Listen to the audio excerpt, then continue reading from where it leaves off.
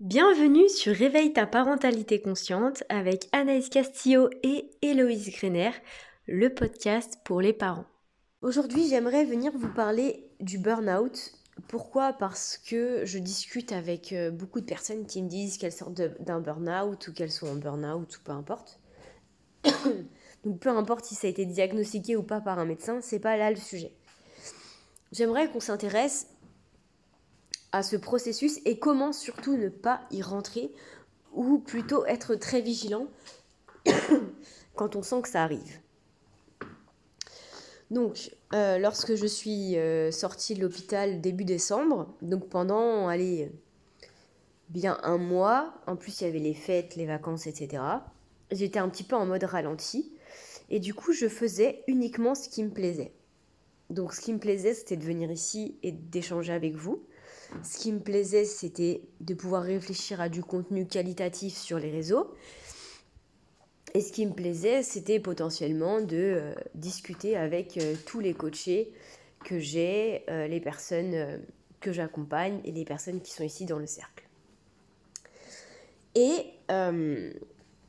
donc là, on est vraiment sur quelque chose de j'aime faire ça, je le fais, ça me coûte pas d'énergie, ça me coûte rien du tout, ça me nourrit presque.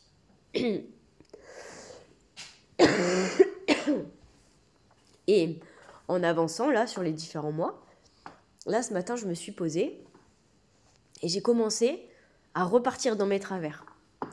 C'est-à-dire, je me suis dit, ah oui, ce serait bien que je fasse ça, et que je fasse ça, et que je fasse ça, et que je fasse ça. Et là, pour ceux qui me connaissent, je vous parle souvent d'un service minimum.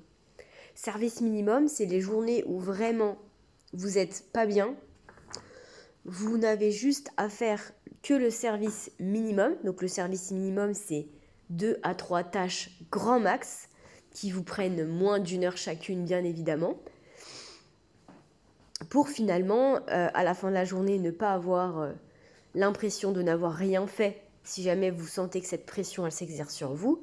Si jamais vous arrivez à ne rien faire du tout, tant mieux, sans culpabilité, c'est encore mieux.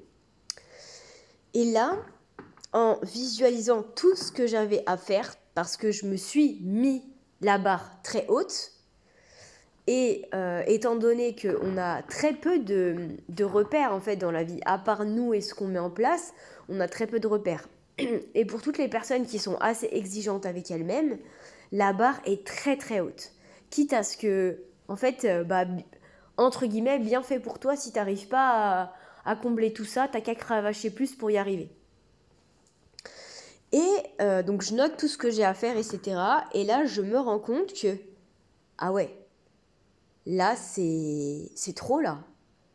Et je me dis, mais attends, mais j'aurais plus le temps pour aller sur le cercle. Attends, ça veut dire qu'il faut que j'aille tous les jours sur le cercle. Oh, mais ça va être horrible.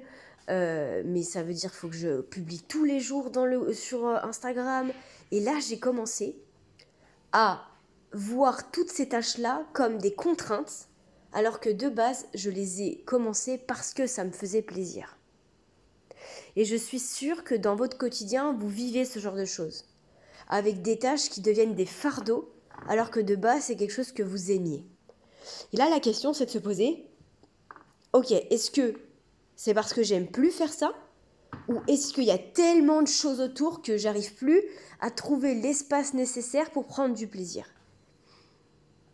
Et rien que le fait de se poser cette question, c'est « Ah ouais, non mais attends, là je m'en demande un peu trop. Je vais pas pouvoir tenir sur le long terme si je commence à retomber dans mes travers. » Et l'idée, c'est réellement de se dire « Ok, j'ai envie de prendre du plaisir dans ce que je fais, parce que quand je prends du plaisir, il y a des retours. Dès que je prends pas de plaisir, personne me voit parce que l'intention, elle est pas bonne. J'ai juste fait sans même moi prendre du plaisir et sans même permettre aux autres personnes de prendre du plaisir à lire des posts, à écouter des audios ou autres.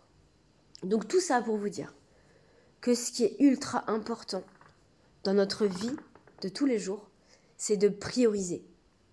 Mais attention, prioriser dans le sens où notre journée doit être guidée par la joie et par des choses qui nous font plaisir. Si jamais je me rends compte que mon timing est trop serré, que je ne peux pas le faire, alors je ne le fais pas. Parce que si je le fais rentrer, les tâches qui me faisaient plaisir de base ne vont plus du tout être plaisantes pour moi. Et à partir du moment où on arrive à prendre ce recul-là, à prendre cette hauteur-là, et se dire, ok, attends, de base, je prenais plaisir à faire ça, là, pourquoi j'en ai marre?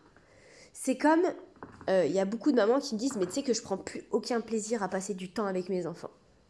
Mais bien évidemment, parce que de base, c'est une activité qui te plaisait, mais tu as tellement de choses à faire autour que tous ces moments, c'est limite un fardeau. Oh non, faut encore que je le fasse.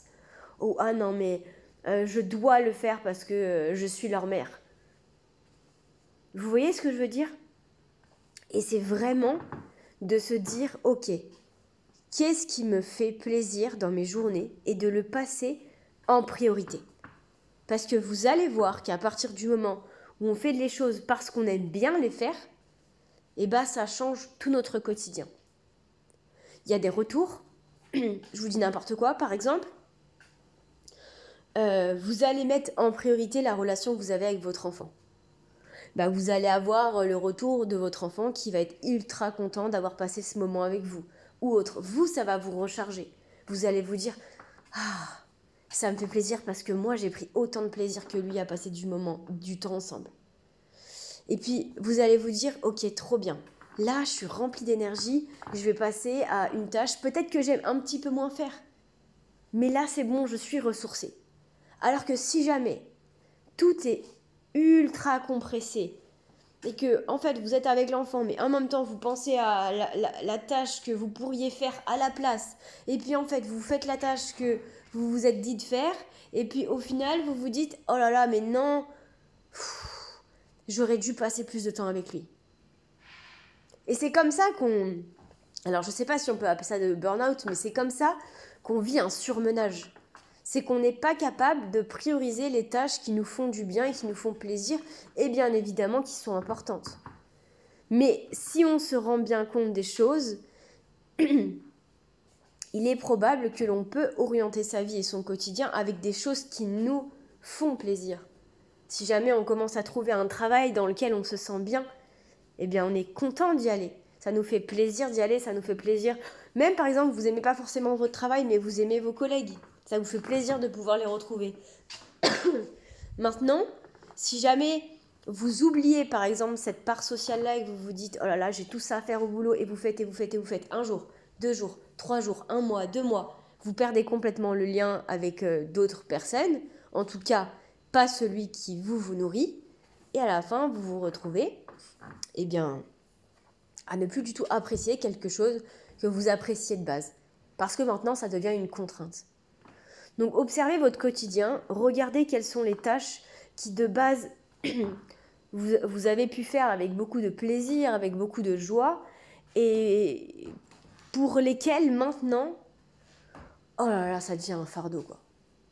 Et c'est comment, ensuite, trouver des solutions pour soit laisser plus de temps pour ce genre de tâches-là, soit supprimer certaines tâches, soit déléguer certaines tâches.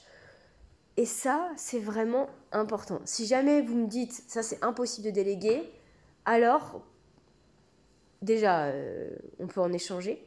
Mais surtout, c'est qu'il y a parfois une manière de voir les choses qui n'est pas exclusive. On peut voir les choses différemment. Et si on regarde, on peut absolument tout déléguer. Tout. On peut tout déléguer. Moi, je reste persuadée que on peut tout déléguer. Après, il y a des choses qu'on n'a pas envie de déléguer. Et ça, c'est différent. Je vous dis n'importe quoi, il y a des familles qui délèguent l'éducation de leurs enfants aux grands-parents. Il y a des familles qui ont chez eux... je sais pas moi, une femme de ménage, quelqu'un qui fait à manger, peu importe. Vous allez me dire oui, ça demande des ressources financières, mais ensuite on peut trouver d'autres solutions.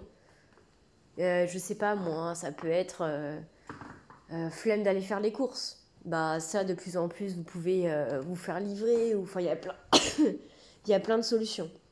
Donc c'est comment est-ce que, de par notre façon de voir les choses, Est-ce qu'on est en train de se créer un quotidien toxique et surchargé, alors que finalement, on a ce choix-là de voir les choses différemment, c'est simplement qu'on ne prend pas le temps de se poser, d'observer et de mettre en place les actions. Et je vous dis ça parce que vraiment, c'est ce que j'expérimente en ce moment, entre le avant-après, et là je me dis non mais... Enfin là c'est soit tu décides d'être sous l'eau et de prendre plus aucun plaisir à rien et de retomber dans une situation qui ne te convient pas, soit tu fais les choses différemment. Mais je peux vous assurer qu'il y a quelques mois, j'étais incapable de faire ça. Incapable. Mon cerveau n'était même pas calibré pour ça. Donc c'est pour ça que je viens vous le partager. Parce que parfois, en fonction de notre état de notre état d'esprit à un moment donné, quand je dis à un moment donné, ça peut être sur une période de notre vie ou peu importe, eh bien on n'est pas forcément en capacité de voir les choses. J'espère que vous avez aimé ce nouvel épisode de Réveille ta parentalité consciente avec Anaïs Castillo et Héloïse Grener, notre podcast. J'espère sincèrement que vous avez pris autant de plaisir à l'écouter que nous avons eu à vous le partager. Si vous aimez que l'on se retrouve autour d'un nouveau partage autour de la parentalité consciente, vous pouvez nous rejoindre dans le cercle privé de maman et vous pourrez écouter 5 à 7 jours par semaine un audio dédié à la parentalité consciente pour vous permettre de vous rapprocher au plus près de la parentalité qui vous fait rêver. Je vous embrasse et je vous dis à très bientôt.